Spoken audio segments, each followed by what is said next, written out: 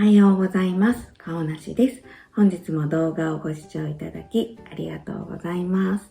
このチャンネルでは片付けが苦手な主婦がミニマリストさんたちのライフスタイルを取り入れて暮らしを整えていく過程を発信しております。本日は物を減らして良かったこと3選というテーマでお届けします。お時間のある方はぜひお付き合いください。以前の私は物を手放す習慣がなかったので、たくさんの物を家に溜め込んでいました。物が多いせいで暮らしの様々な面で支障が出ていました。ある時、ミニマリストさんの暮らしを SNS で知って、憧れを持って、そこから物を手放してきました。たまに捨てずに片付けたいと言われている方もいらっしゃいますが、私は全く別の考えを持っています。なぜかというと、物が少なければ管理する物の量も少なくて、その分別のことに時間を使えるからです。物が多かった頃の暮らしと比較して、物を減らしてよかったなと思うことを3つお話ししたいと思います。物を減らしてよかったことの1つ目は、家が散らかりにくいっていうことです。物が多かった頃は、朝から晩まで片付けのことを考えていたと思います。朝起きて今日はどこを片付けようかなと始まって、お昼前にはもうこんな時間だ、あそこを片付けるには時間が足りないからまた今度片付けよう。で、夜になってまた何も片付かずに今日一日が終わってしまったと自己嫌悪に陥っていました。そんな日々を抜け出したくて、新しい収納を買ってみたり、現実逃避で買い物に出かけて、さらに物が増えて、定位置が決まらないものが床に置きっぱなしになって悪循環になっていました。散らかるといえばリビングなんですけど、子供が服を脱ぎっぱなしにしていても、床にいろんなものがあるので、それに紛れて見慣れた光景になってしまっていました。おもちゃの出しっぱなし、服の脱ぎっぱなし、いちいち注意していたらずっと怒り続けないといけない気がして、それも嫌で、私が気が向いた時にまとめて片付ければいいやと、自分だけが片付けをしている状態で、私が何もしないと家がどんどん荒れていきました。私自身使っていないもの、あと使わなくなったものを捨てるっていう考えがなかったですし、捨てるのはもったいないとか、使い切ってから捨てたいと思っていました。で、よく考えずに買い物もするので、家の中にどんどん物が増えていく一方でした。でも、そんなにたくさんのものを管理する能力がないので、子供部屋が物置になっていましたし、定位置が決まらないものがカウンターの上や床に山積みになっていました。物を減らしてからどうなったかというと、片付いた状態が長く続くようになりました。物の総数が減ったので、収納にゆとりができて、物が溢れるっていうことが減りました。大体のものの定位置が決まったので、散らかっても定位置に戻せば良いので、出しっぱなしになるっていうことも減ったと思います。あと、各自の部屋が個室として機能するようになったので、個人のものは個人の部屋で管理してもらうようにしました。自分のものは自分の部屋に持ってってと声をかければやってくれるので、リビングやダイニングなどの共有スペースが散らかりにくくなったと思います。私自身も脱いだ服は洗面所のカゴに入れてという心の余裕もできました。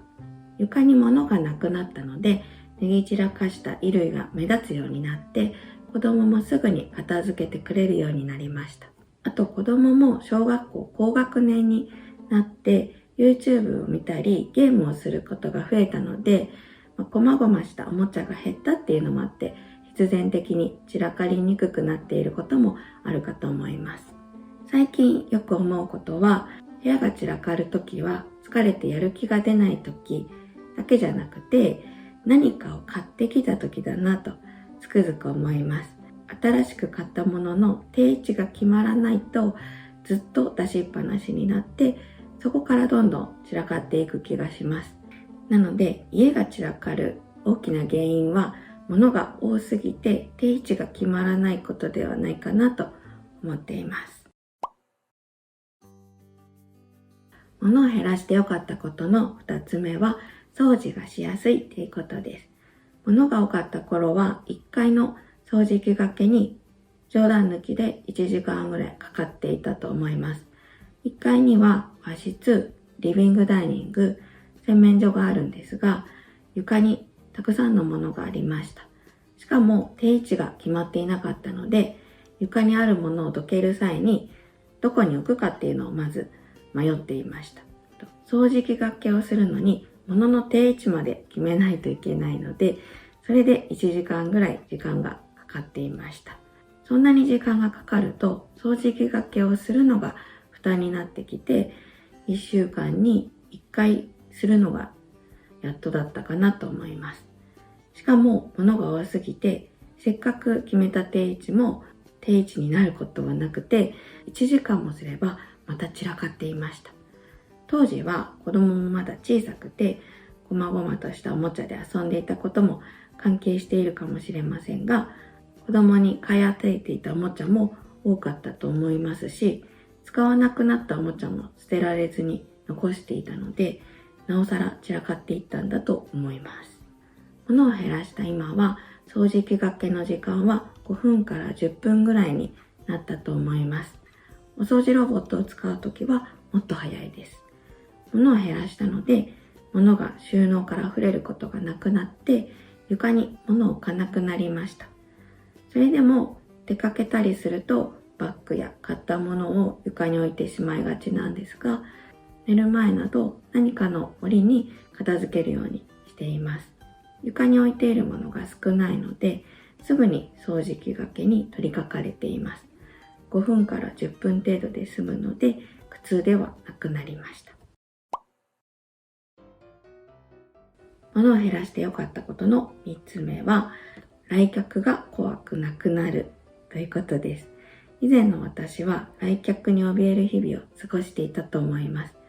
ママ友、親戚、子供の友達が急に来たらどうしようと